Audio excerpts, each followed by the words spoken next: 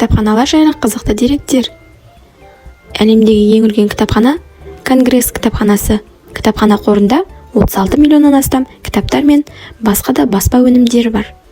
3,5 миллион жазбалар, 13,5 миллион фотосуреттер, 5,5 миллион карталар, 6,5 миллион парақтар мен 69 миллион қолжазбалар бар.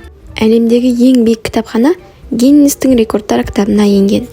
Ол Шанхайдағы Марриотт қонақ үйінің 60-шы қабатында орналасқан. Ол көшеден 230 метр биіктікте орналасқан. 103-ші кітап сөресінде Қытай және ағылшын тілдеріндегі кітаптардың үнемі толықтырылған жинағы бар.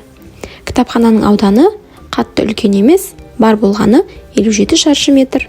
ақш фастфудпен өте танымал ел. Бірақ фастфуд мекемелерінен гөрі ол жақта тегін қоғамдық кітапханалар өте көп.